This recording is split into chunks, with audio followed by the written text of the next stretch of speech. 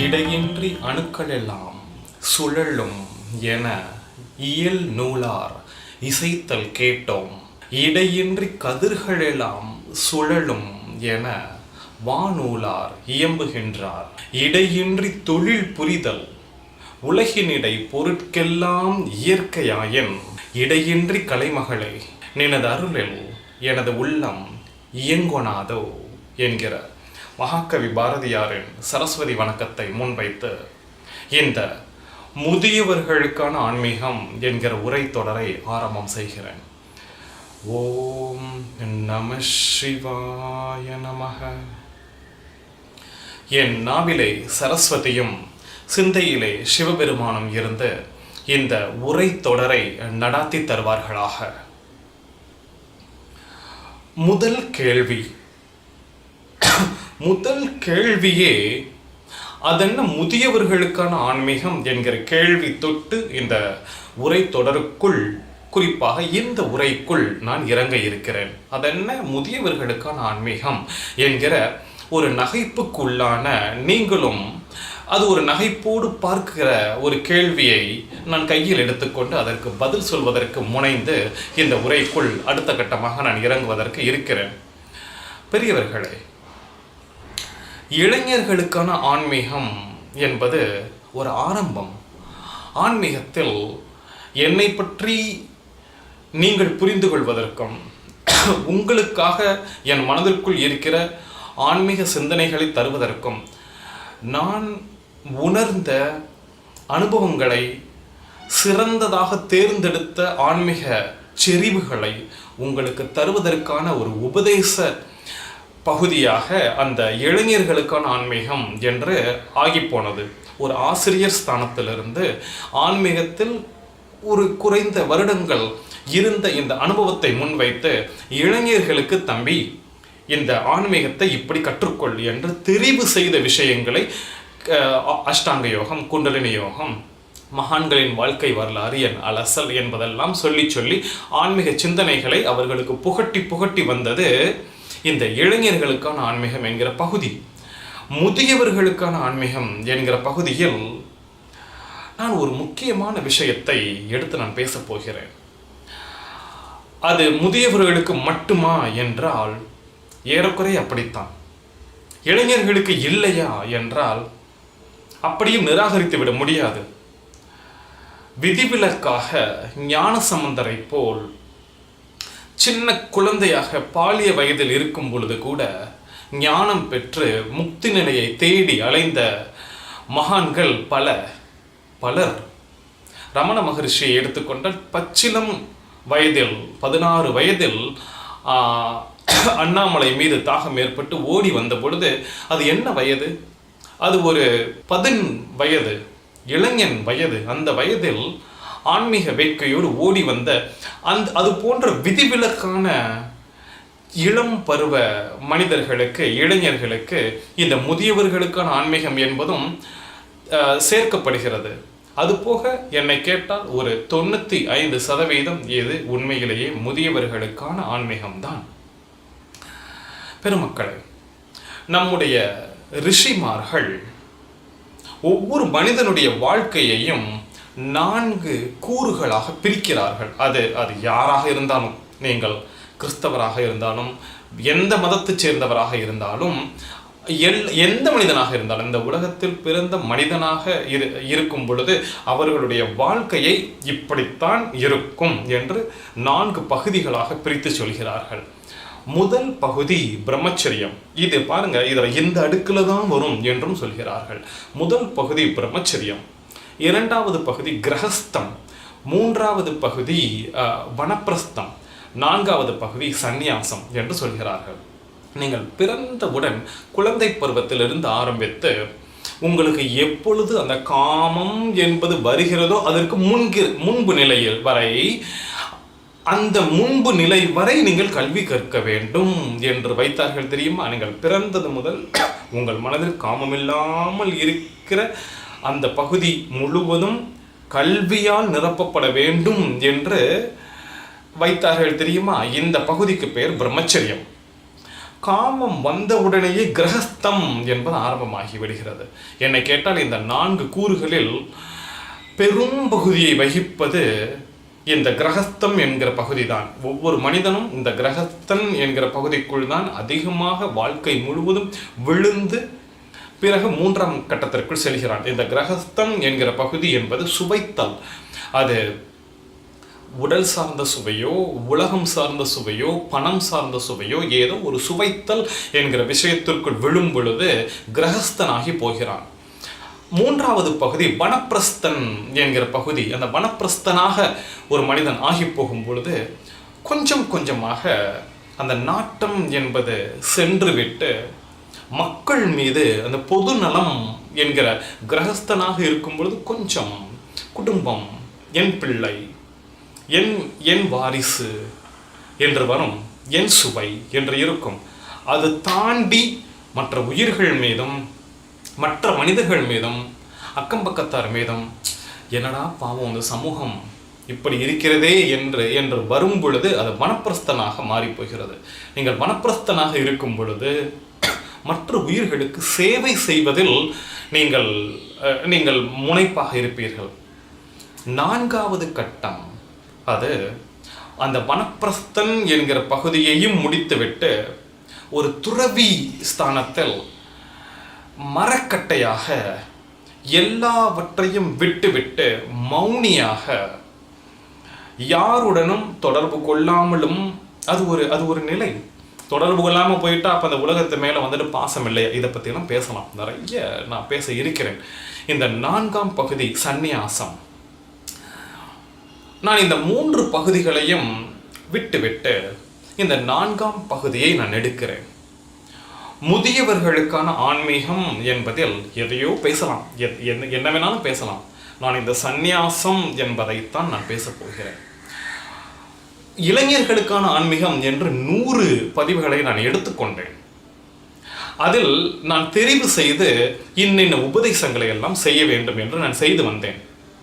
முதியவர்களுக்கான ஆன்மீகம் என்கிற இந்த தொடரில் நான் துறவரம் என்கிற ஒற்றை சரக்கை எடுத்துக்கொண்டு அதை டீட்டெயிலாக வேறு ஆணி வேறாக என்னுடைய அனுபவங்கள் உட்பட முழுக்க அதை அப்படியே விலாவரியாக துறவரம் என்பதை இந்த சமுதாயத்திற்கு பதிவு செய்ய வேண்டும் என்பதற்காக இந்த யூடியூப் மூலமாக மக்களை அடைய வேண்டும் என்பதுதான் இந்த முதியவர்களுக்கான ஆன்மீகம். அதென்ன முதியவர்களுக்கான ஆன்மீகம் என்ற கேள்விக்கான பதில் இதுதான்.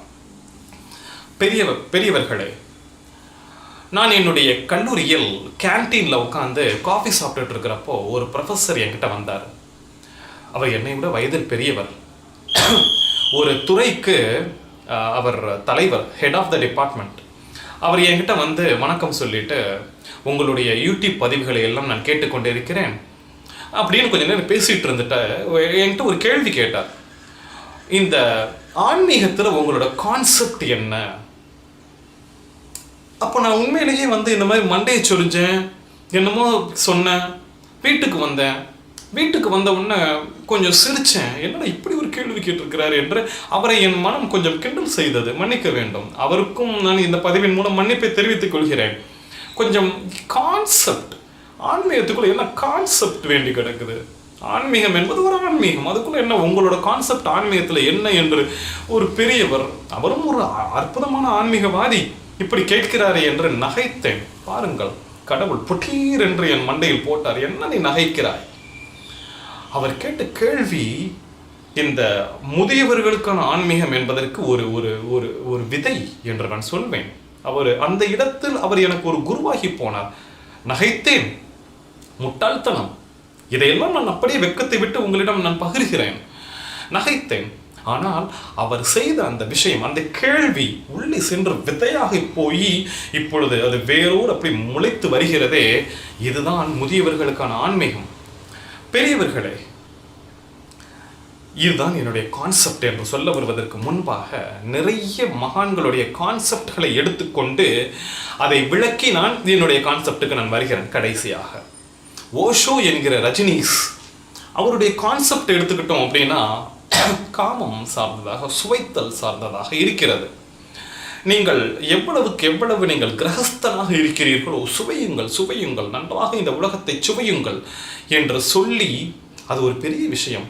மக்களை சுவைக்க செய்து ஒரு கட்டத்தில் அது நீர்த்து போகும் என்பதை உணர்ந்தவர் ஓஷோ என்பதனால் மக்களை பார்த்து நீங்கள் சுவையுங்கள், சுவையுங்கள் என்று அவர் அடித்தட்டு மக்கள் வரைக்கும் அந்த ஆன்மீகத்தை கொண்டு செல்ல வேண்டும் என்பதற்காக அவர் தன்னுடைய கான்செப்டாக எடுத்துக்கொண்டது செக்ஸ் என்பதனால் அவர் அதை விலாவரியாக நான் நிறைய யூடியூப்லேயே நான் பார்க்கிறேன். அவர் பேசிய விஷயங்களில் செக்ஸ் என்பது அதிகமாக இருக்கிறது. அவர் மற்ற புத்தகங்களில் படித்திருந்தால் கூட, வேறு யாரோ சொல்லி நான் கேட்டிருந்தால் கூட நான் ஏதோ கொஞ்சம் நம்பி இருக்க மாட்டேன். அவரே அமர்ந்து பேசிய ஒளிப்பதிவை வீடியோவில் யூடியூபில் நான் பார்த்த பொழுது, நிறைய வீடியோக்களை பார்த்த பொழுது புரிந்து கொண்டேன். அவருடைய கான்செப்ட் இதுதான்.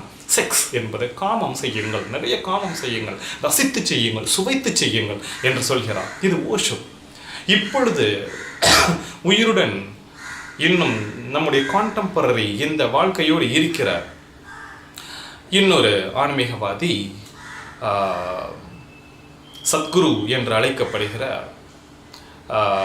ஆன்மீகவாதி, அவர் அத்தனைக்கும் ஆசைப்படு, எல்லாத்துக்கும் ஆசைப்படு என்று சொல்லி அதை அவருடைய கான்செப்டாக எடுத்துக்கொள்கிறார்.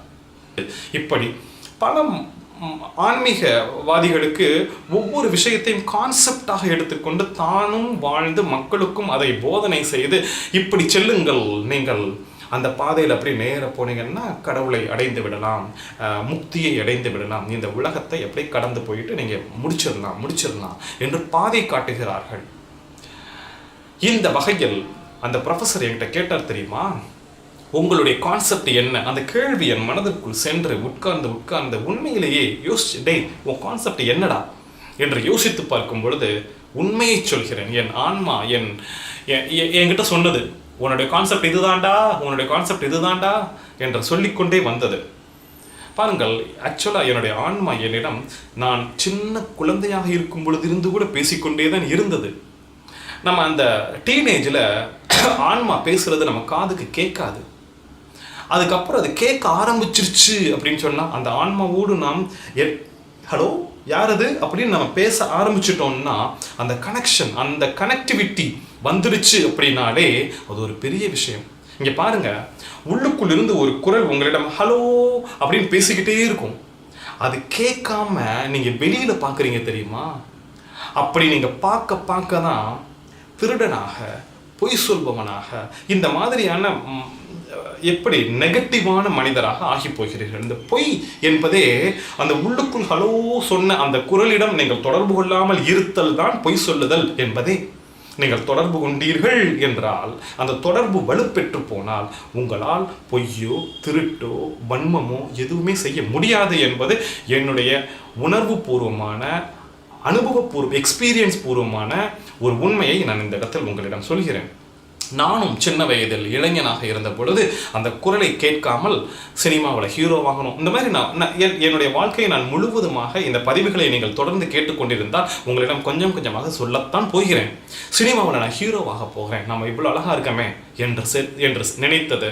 புத்தகங்கள் எழுதப் போகிறேன், நான் ஒரு பெரிய ஆத்தராக போகிறேன், நிறைய ஃபிக்ஷன், நான் ஃபிக்ஷன், இந்த மாதிரி நான் நிறைய எழுதி புத்தகங்கள் நான் பப்ளிஷ் பண்ண போகிறேன். இந்த மாதிரியெல்லாம் நிறைய உலகம் சார்ந்த, உலகியல் சார்ந்த குறிக்கோள் என்று நான் வைத்துக்கொண்டு நான் அலைந்த காலத்தில் அந்த குரல் என் காதுகளுக்கு கேட்காமல் எழுந்த காலம் என்று நான் சொல்வேன். அந்த குரல் கேட்ட பொழுது யாரது என்று நான் திருப்பி கேட்டு அந்த குரலும் நானும் பேச ஆரம்பிக்க ஒரு கட்டத்தில் என்ன தெரியுமா, அருகில் வந்து விடுவோம். இன்னொரு கட்டத்தில் அந்த குரலும் நானும் ஒன்றாகி போவோம், அப்படி பிசைந்து போவோம். ஒன்று சொல்கிறேன், எப்பொழுது அந்த குரலும் நீங்களும் தனித்தனி என்று இருக்கிறீர்களோ அப்பொழுதுதான் நீங்கள் திருடனாக, பிச்சைக்காரனாக, பொய் சொல்பவனாக, ஏமாற்றுக்காரனாக இருப்பீர்கள். அந்த குரலும் நீங்களும் பிசைந்து போனால் சத்தியமாக சொல்கிறேன், உங்களால் ஆன்மீகவாதியாக தவிர வேறு எதுவுமாகவும் இருக்க முடியாது. அப்படி பிசைந்து போதல் என்பது ஒரு கொடுப்பினை. அப்படி பிசைந்து போன பொழுது விஷயத்திற்கு வருகிறேன். என்னுடைய ஆன்மா என்னிடம் சொன்ன வார்த்தை எதுவாக இருந்தது? ஓஷோவுடைய ஆன்மா அவரிடம் செக்ஸ் என்று சொல்லி இருக்கக்கூடும். இப்படி ஒவ்வொரு மகான்களுடைய ஆன்மாவும் இதுதாண்டா உன்னுடைய லட்சியம் என்று அவரிடம் சொல்லி இருக்கக்கூடும். என்னுடைய ஆன்மா என்னிடம் சொன்ன அந்த குரல் சத்தியத்தின் வாயிலாக நான் பேசிக்கொண்டிருக்கிறேன். என்னுடைய ஆன்மா இந்த நொடி வரை என்னிடம் சொல்லிக் கொண்டிருப்பது துறவரம். அதில் நான் என்னமோ தெரியவில்லை, அதுதான் உண்மை. இப்போ செக்ஸ் தான் உண்மை, அவருக்கு துறவரம் தான் உண்மை, வேறு எதுவும் இல்லை, வேறு எதுவும் இல்லை, துறவரம் தான் உண்மை. எல்லாவற்றையும் இந்த ஆடை, இந்த ருத்ராட்சம் உட்பட எல்லாவற்றையும் விட்டு இந்த உடல் கூட அப்படி ஒரு நிலை, அதுதான் 100% என்று துறவரம் கூட கிடையாது என்று நானே ஒரு பதிவு செய்திருக்கிறேன். என்றாலும் முயற்சிப்பது, அந்த 100%க்கு முயற்சிப்பது, அதுதானடா உன்னுடைய கான்செப்ட் என்று அந்த ப்ரொஃபஸர் கேட்ட கேள்விக்கு என் ஆன்மா சொன்ன பதிலை என் காதில் வாங்கி கொண்டு இதோ முதியவர்களுக்கான ஆன்மீகம் என்கிற உரை தொடரில் துறவரம் என்பதை டீட்டெயிலாக அக்கு வேறு ஆணி வேறாக பெரியவர்களை உங்களுக்காக என்னுடைய அனுபவங்களையும் துறவரம் சார்ந்த என்னுடைய எல்லா கருத்துக்களையும் உங்களுக்கு நான் கொஞ்சம் கொஞ்சமாக நான் சொல்ல போகிறேன். இப்போ இந்த இளைஞர்களுக்கான ஆன்மீகம், முதியவர்களுக்கான ஆன்மீகம் என்பதில் என்ன டிஃபரன்ஸ், என்ன வித்தியாசம் என்பதை நீங்கள் புரிந்து கொள்ள வேண்டும். அதில் நிறைய போதனைகள் இருந்தன, சரியா? அஷ்டாங்க யோகம், குண்டலினி யோகம், அது இது என்னுடைய ஆன்மீக சிந்தனைகள் என்று நிறைய போதனைகள் இருந்தன. அது இளைஞர்களுக்காக, வளர்ந்து வருபவர்களுக்காக, ஆன்மீகத்தில் இன்னும் கொஞ்சம் முன்னேற்றம் அடைய வேண்டும் என்று நினைப்பவர்களுக்காக. ஆனால் இந்த முதியவர்களுக்கான ஆன்மீகம் என்பதில் துறவரம் என்ற ஒற்றை சரக்கை எடுத்துக்கொண்டு அதில் டீட்டெயிலாக இன்னும் உள்ள அதில் என்ன பிரச்சனை, இதில் என்ன பிரச்சனை என்ற துறவரத்தை பற்றி விழாவரியாக நான் உங்களிடம் முடிந்த அளவிற்கு சொல்லிக் கொடுப்பதற்கான ஆயத்தமாக இந்த உரை தொடரை நான் ஆரம்பம் செய்கிறேன். பெரியவர்களே, நான் இன்னொன்று விஷயத்தையும் நான் சொல்கிறேன். இந்த உலகத்தில் அவதரித்த மிகப்பெரிய மகான்கள் எல்லாம் ஒவ்வொரு யோகங்களாக, யோகம் என்றால் என்ன, வாழ்க்கை தானே, ஒவ்வொரு யோகங்களாக எடுத்துக்கொண்டு அந்த யோகத்தை மக்களுக்கு கொடுத்திருக்கிறார்கள். கிரியா யோகம், கட்டா யோகம், வாஷி யோகம், தந்திரா யோகம், ஏன் குண்டலினி யோகம் என்று எக்கச்சக்கமான ஆயிரக்கணக்கான யோகங்களை எடுத்துக்கொண்டு ஒவ்வொரு மகானும் இப்படித்தான். நான் சொல்கிறேன், மகா அவதார் பாபாஜி இன்னும் உயிருடன் வாழ்ந்து கொண்டிருக்கிறார் என்று நம்பப்படுகிற பாபாஜி கிரியா யோகம் என்கிற ஒரு அற்புதமான யோகத்தை இந்த உலகத்திற்கு லஹிரி மகரிஷி வழியாக, பரமஹம்ச யோகானந்தர் வழியாக இந்த உலகத்திற்கு தருகிறார். அமெரிக்கா வரைக்கும் சென்று பரப்புவதற்கான ஒரு சூட்சுமமான குருவாக ஹிமாலயத்தில் வாழ்ந்து கொண்டிருக்கிற ஒரு அற்புதமான சக்தி அந்த மகா அவதார் பாபாஜி. என்றாலும் இந்த அத்தனை யோகங்களையும் என்னமோ தெரியவில்லை, என் ஆன்மா சன்னமாக நிராகரிக்கிறது. மன்னிக்க வேண்டும், நான் இதை அகந்தையில் சொல்லவில்லை. இது ஏதோ ஒரு அலசுக்குள் உட்பட்டு அந்த யோகங்களை எல்லாம், குண்டலினி யோகத்தை நான் உபதேசம் செய்தேன் தான், ஆனால் அது உட்பட எல்லாவற்றையும் நிராகரிக்கிறது. பெருமக்களை, பெரியவர்களை புரிந்து கொள்ளுங்கள். எந்தெந்த யோகம் எல்லாம் உங்கள் உடல் சார்ந்த விஷயமாக இருக்கிறதோ, பிராணாயாமம் செய்தல் என்பது உங்கள் உயிரை வளர்ப்பது, சரியா? தியானம் என்பது உங்கள் உயிர் சார்ந்தது, உடல் சார்ந்தது அல்ல, அது வேறு, அது உங்கள் ஆன்மா சார்ந்தது. குண்டலினி என்பது உங்கள் உயிர் சார்ந்ததும் ஆன்மா சார்ந்ததும் கலந்தது, அது வேறு, அது ஒரு கொஞ்சம் அற்புதமான விஷயம். ஆனால் 50-50 என்று நான் சொல்லுவேன். ஆனால் கட்டா யோகமாக இருக்கட்டும், தந்திரா யோகமாக இருக்கட்டும், கிரியா யோகம், மன்னிக்க வேண்டும் மகா அவதார் பாபாஜி அவர்களே, நான் உங்களை எப்படி சொல்வது, நான் எதிர்த்து பேசுகிறேன் என்று தயவு செய்து நினைக்க வேண்டாம். என்னமோ தெரியவில்லை, என்னுடைய ஆன்மா அதை கூட, கிரியாயோகம் கூட உடல் சார்ந்தது. நீங்கள் 1000 வருடம் வாழ வேண்டுமா, 600 வருடம் வாழ வேண்டுமா, கிரியாயோகம் செய்யுங்கள். உங்கள் உடல் அப்படியே இளமையாகி போகும், தலைமுடி கூட நரைக்காது. நீங்கள் அப்படியே இருந்து உங்களுடைய ஆன்மீகத்தை கொண்டு செல்லலாம் என்பது ஒரு அற்புதமான யோகம் தான். என்றாலும் ஏனோ தெரியவில்லை, என் ஆன்மா அதையும் நிராகரித்து, அப்போ எதைத்தான் இந்த ஆன்மா ஏற்றுக்கொள்கிறது எனும் பொழுது, துறவர யோகம் என்கிற வார்த்தை இந்த உலகத்தில் இருக்கிறதா? அப்படி ஒரு யோகம் இருக்கிறதா? நாம் செய்வோமா? துறவர யோகம் என்கிற அந்த யோகம், இதைத்தான் பெரியவர்களை நான் கையில் எடுத்துக்கொண்டு இந்த முதியவர்களுக்கான ஆன்மீகம் என்கிற உரை தொடருக்குள் இதை பற்றித்தான் நாம் பேசப்போகிறோம். உங்கள் அனைவரையும் இந்த துறவர யோகம் என்கிற இந்த முதியவர்களுக்கான ஆன்மீக உரை தொடருக்குள் வரவேற்கிறேன். அடுத்து வருகிற பதிவுகள் அனைத்திலும் கொஞ்சம் கொஞ்சமாக இந்த துறவரத்திற்குள் விலாவரியாக செல்வோம். நன்றி.